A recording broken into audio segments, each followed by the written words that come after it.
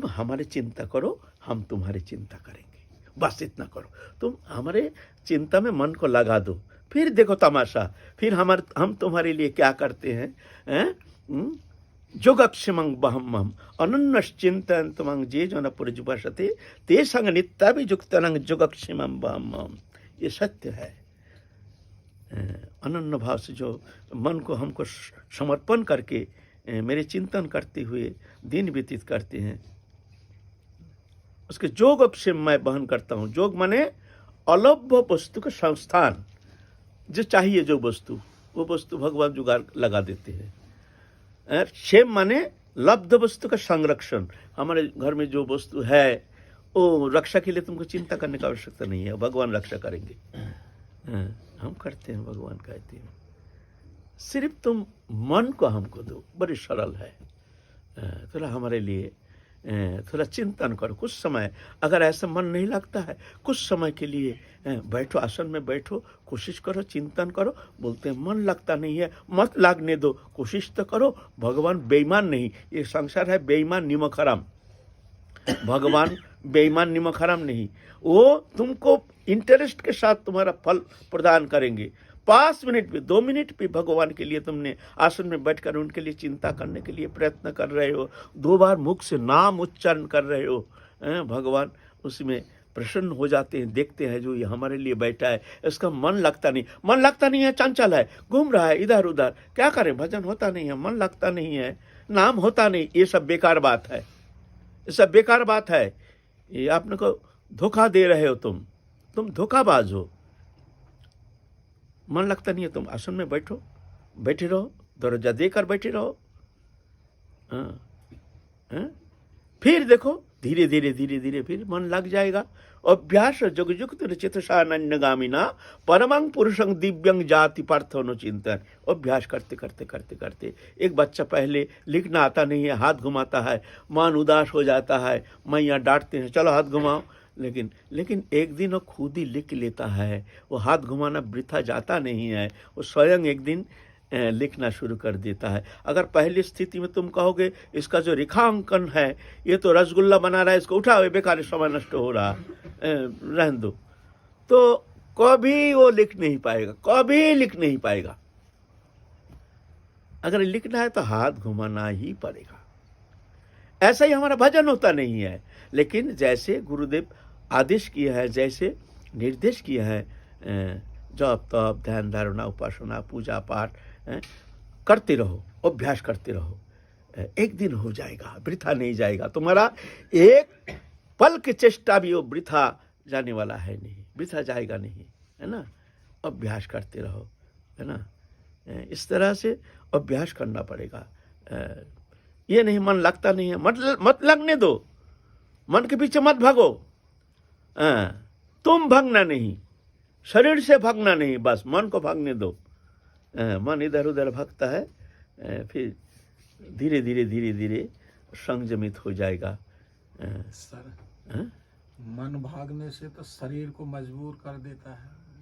तो वहाँ विवेक रूपी अस्त्र है ना, विवेक को तुम संयमित करके, और जब ऐसी स्थिति आ जाती है, जब देखते हैं कि कोई विरुद्ध क्रिया, अवैध कोई हमारे भीतर गलत भावना आ गया है, जब वो सक्रिय दिखने में लगता है, सक्रिय हो सकता है, उस स्थिति में जा कर के साधु संत के पास जा कर के कुछ समय के लिए रहना चाहिए।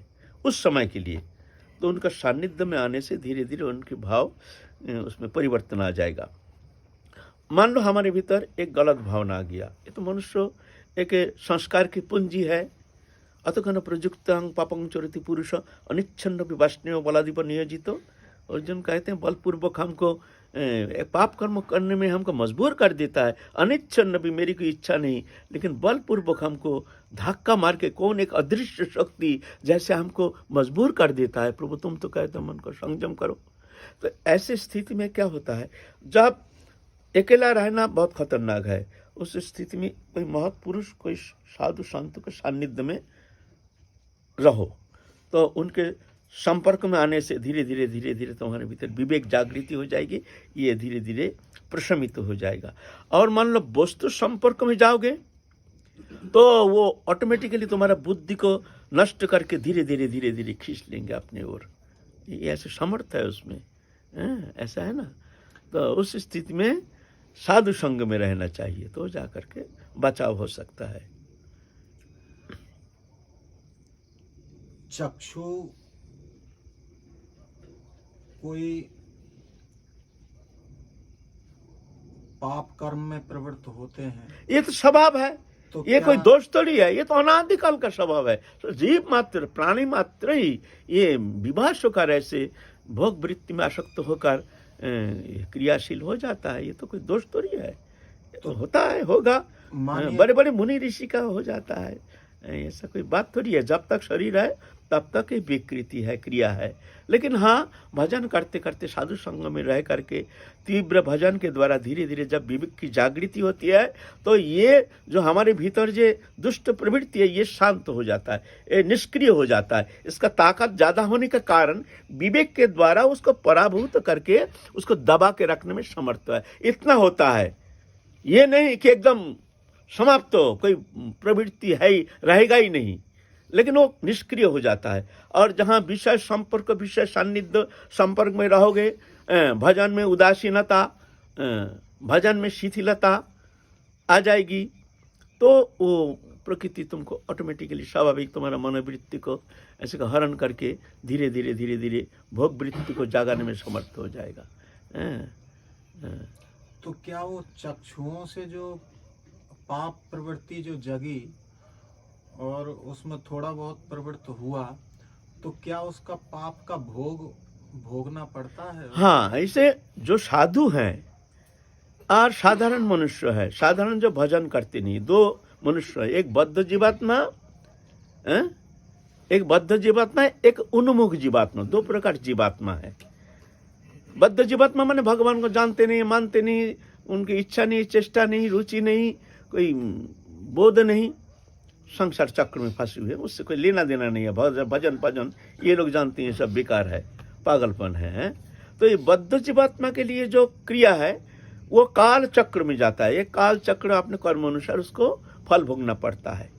और जो उन्मुख जीवात्मा उसको कहा जाता है जो गुरु कृपा से, भगवत कृपा से जान गए हैं जो शरीर अनित्य है, संसार अनित्य है, एकमात्र भगवत चरण ही सार है। जान करके भगवत चरण में समर्पित हो करके भगवत प्राप्ति के लिए कोशिश करते हैं, समस्त कर्म चेष्टा भगवत प्रसन्नता के लिए। ऐसे जो जीवात्मा है उसको कहते हैं उन्मुख जीवात्मा। ऐसे उन्मुख जीवात्मा के भीतर कभी ऐसे भूल चूक अगर हो जाता है तो वहाँ शास्त्र कहते अज्ञानो यदि है पाप उपस्थित तथापि कृष्ण तारे ना करायन प्रायश्चित। भगवान देखते हैं मेरे शरण में आ गया है, अपी से तो सुदूराचार्य भजते माम अनन्य भाग साधुरव सम्मत खबरदार, उसको दुष्ट नहीं समझना, साधु है। क्षिप्रांग भवती धर्मात्मा, मैं उसको धर्मात्मा बना देता हूँ।